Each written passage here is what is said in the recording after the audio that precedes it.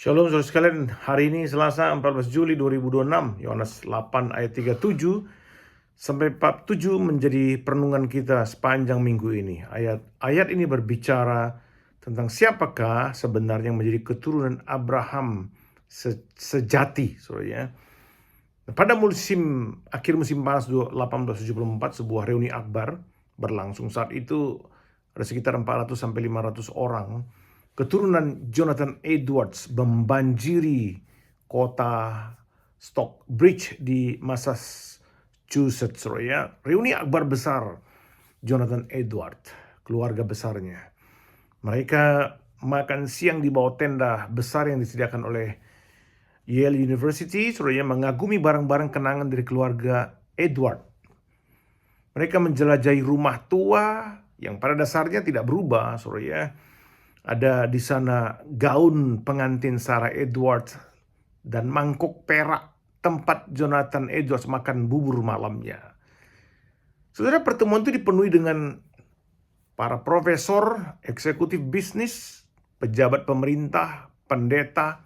Siapa itu? Itu semua keturunan Jonathan Edwards. Sebuah studi dari New York Genealogical dan Historical Society mengatakan, ya, mungkin tidak ada sosok lain sejak awal abad 18 yang menjadi nenek moyang dari begitu banyak tokoh terkemuka seperti Jonathan Edwards dan Sarah Pierpont. 26 tahun kemudian, tahun 1900, abad 19, abad 18 atau abad 19 itu ya, E. Winship, ya, seorang penulis, melakukan studi tentang keturunan Edward. Hasilnya luar biasa. Winship menemukan bahwa dari satu pernikahan Jonathan Edwards dan Sarah Pierpont lahirlah begitu banyak orang-orang yang luar biasa, berpendidikan tinggi, 13 rektor perguruan tinggi, 65 profesor, 100 pengacara dan seorang dekan dari sekolah hukum terkemuka, 30 hakim, 66 dokter dan seorang dekan dari sekolah kedokteran, dan 80 pemegang jabatan publik. Di antaranya siapa itu? 3 senator Amerika Serikat, wali kota dari 3 kota besar, 3 gubernur negara bagian, seorang wakil presiden Amerika Serikat, dan seorang pengawas Departemen Keuangan Amerika Serikat. Sehingga Winship menyimpulkan apa?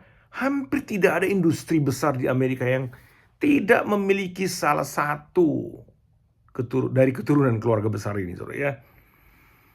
Tetapi ada yang menarik, saudara ya. Ada statistik lain tentang keluarga ini yang jarang dipublikasikan. Pada tahun 1756, Esther, putri Jonathan Edward, itu melahirkan seorang anak laki-laki. Esther menyebut anak laki-laki itu seperti ini, sangat licik dan nakal. Memang wajahnya tampan, tetapi tidak dengan temperamennya. Dia sangat membutuhkan disiplin yang kuat, yang keras. Siapa putranya? Putranya adalah cucu Jonathan Edward yang bernama Aaron Burr. Tentang pria ini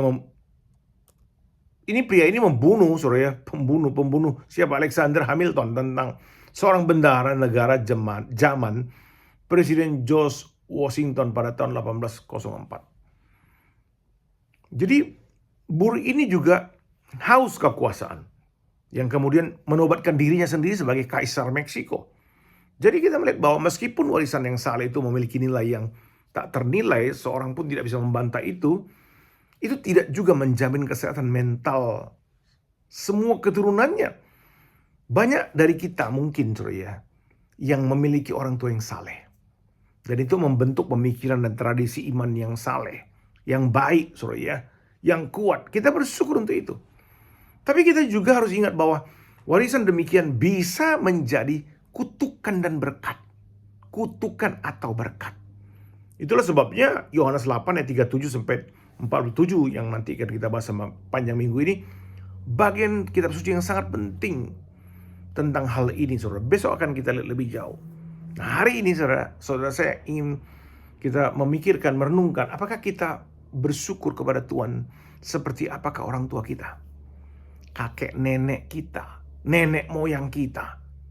Hatimu yang bersyukur itu mendatangkan berkat dalam hidupmu. Amin, saudara. Tuhan memberkati sekalian.